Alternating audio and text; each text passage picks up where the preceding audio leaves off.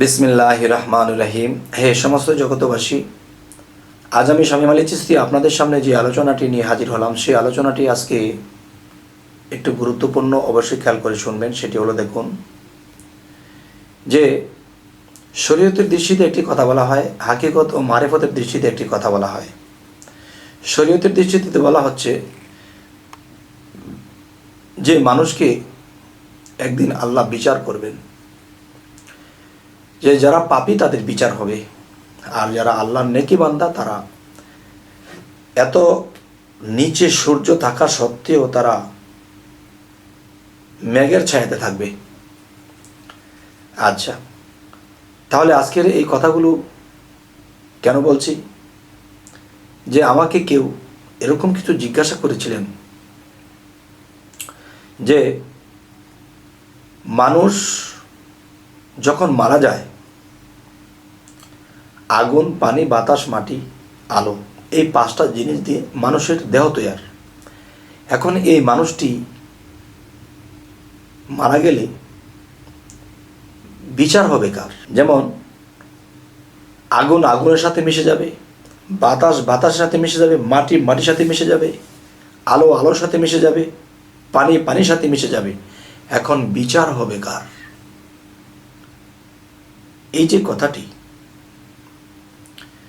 যে পাঁচটার সাথে মিশে যাবে, আগুন, পানি, বাতাস, মাটি সবটার সাথে বিলীন হয়ে যাবে, এখন বিচার হবে কার? তো এখন আমি যে কথাটি বলতে চাচ্ছি, যে আগুন, পানি, বাতাস, মাটি, আলো সবটার সাথে যখন সবটা মিশে যাবে, তো বিচারটা কার হবে? এটা কিন্তু একটা বিশাল বিষয়। যে দেখেন, আমি যখন একজন মুর্শিদকে জিজ্ঞাসা করেছিলাম, আমার বয়স তখন আরও ছোট ছিল,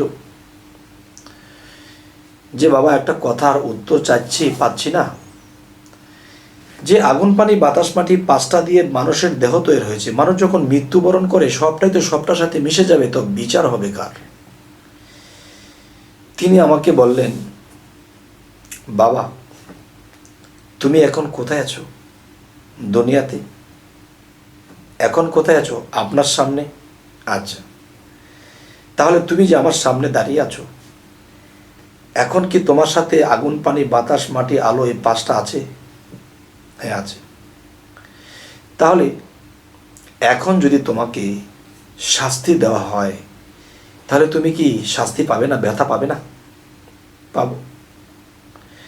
তাহলে দেখা যায় এই পৃথিবীতে ভেড়া, ছাগল, গরু, মহিষ, ঘোড়া, এই পৃথিবীতে তাদের যদি কোনো রোগ হয় বা কোনো অ্যাক্সিডেন্ট করে বা কোথাও কেউ এটাকে পিটাচ্ছে, তাহলে সে কি আঘাত পাচ্ছে না?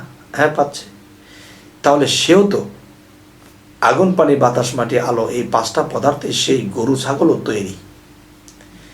তাকে মারলে যদি ব্যথা পেয়ে থাকে, তখন ব্যথাটা বা কষ্টটা এই দুনিয়াতেই পাচ্ছে, তাই? হ্যাঁ, ঠিক। তাহলে আমি তুমি পৃথিবীতে বেঁচে আছি, আগুন, পানি, বাতাস, মাটি নিয়ে এই দেহ তৈরি হয়েছে, এখানে আছি। এখন যদি আমাকে কেউ আঘাত করে, আমি কিন্তু ব্যথা পাবো, কষ্ট পাবো। আর কষ্টের আরেক নাম হলো দোজখ। সেখানে কোনো শান্তি নেই, সেখানে কষ্ট, কষ্টেরই আরেক নাম হলো দোজখ। তাহলে পাঁচটা যখন পাঁচটার সাথে চলে যাবে, তো বিচার হবে কার? কেন বাবা?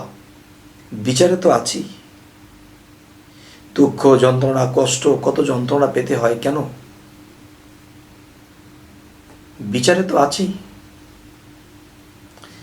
তিনি এ কথা বলে আমাকে চিন্তায় ফেলে দিলেন। যে তখন আমি বুদ্ধি করে তাকে বললাম যে হয়তো মানুষকে আবার জীবিত করবে, এটা আল্লাহ তো বলেছে, কিন্তু মানুষকে যে জীবিত করবে সেটা তো হাসরের দিন। তখন তিনি আমাকে কি বললেন, বাবা বলো তো হাসর শব্দের অর্থ কি? তখন আমি ছোটবেলায়, তখন 15-16 বছর, আমি তো বলতে পারিনি, কিন্তু তত্ত্ব নিয়ে ঘাটাঘাটি করতাম সেই ছোটকাল থেকেই। তখন তিনি যখন আমাকে এই কথাটি জিজ্ঞাসা করলেন, তখন আমি কি তাকে বলবো? আর তিনি কি যখন আমি জিজ্ঞাসা করলাম যে যে আল্লাহ তো জীবিত করবে সেই হাসরের দিন, এখানে নয় তো? তখন বলল তিনি আমাকে যে বাবা বলো তো, হাসর মাঠ, হাসর মাঠ শব্দের অর্থ কি? তখন আমি বললাম যে আমি তো পুরোটা বলতে পারছি না। দেখো, এই যে আমরা যে পৃথিবীর মধ্যে আছি, এই পৃথিবীটা একসময় বালুচর আর বালুচর, মাঠ আর মাঠ ছিল, কিন্তু বাড়িঘর ছিল না। তখন এটাকে মরুভূমি বলা হয়েছে। আর মরুভূমির আরেক নাম কি? হাসর, মানে মরুভূমির মাঠ। এখানে 2-3 হাজার বছর আগে এখানে কোনো মানুষ বসবাস ছিল না, বালুচর আর বালুচর, মাঠ আর মাঠ ছিল। তো এখন কথাটি হলো কি, যে হাসর মাঠে জীবিত করা হবে। তে আমরা হাসরে আছি, আর আছি যে সে পাশটা নিয়ে আছি। তাহলে আমাকে যদি আগুনে ফেলে দেওয়া হয়, আমি এখানে কষ্ট পাবো। কষ্টেরই আরেক নাম হলো দোজক। যাই হোক, আজকের যে আলোচনাটি, এই আলোচনার মূল যে বিষয়টি সেটি হলো, দেখুন, আগুন, পানি, বাতাস, মাটি, আলো। আমি যখন সেই মুর্শিদকে বললাম, তখন তিনি এটি জবাব দিলেন যে বর্তমানে আমি হাসর মাঠে আছি এবং আমি পাশটা নিয়ে আছি। তাহলে আমার প্রশ্নটা ছিল কি, বিচার হবে কার? আগুন আগুনের সাথে, পানি পানির সাথে, মাটি মাটির সাথে, সবটার সাথে চলে বিলীন হয়ে গেছে। এখন বিচার হবে কার? বাবা, আপনি, আমি, পৃথিবীর অনেক মানুষ বিচারে আছি। আর এই বিচারে মাঠে আমরা যে আছি, এখানেই পরীক্ষা চলছে।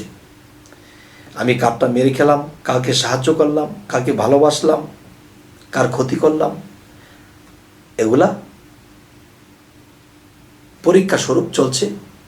খারাপের ভাগ যখন বেশি হবে, তখন আমি আর মানব জন্মটাই পাবো না। আর যদি ভালোর ভাগটা বেশি থাকে, সেটাকে ওসিলা করে আল্লাহ আমাদেরকে একটি জায়গায় দাঁড় করিয়ে দেবে যে হ্যাঁ তুমি। যাই হোক, এই সমস্ত জগতবাসী, আজকের এই আলোচনাটি আমি কি বোঝাতে চাইলাম অবশ্যই আমাকে জানাবেন, এবং আমাদের চ্যানেলটিকে নতুন হলে আপনারা সাবস্ক্রাইব করে নেবেন, এবং পরবর্তীতে যেন ভালো আলোচনা এনে দিতে পারি। তো সকলেই ভালো থাকবেন। আল্লাহ হাফিজ।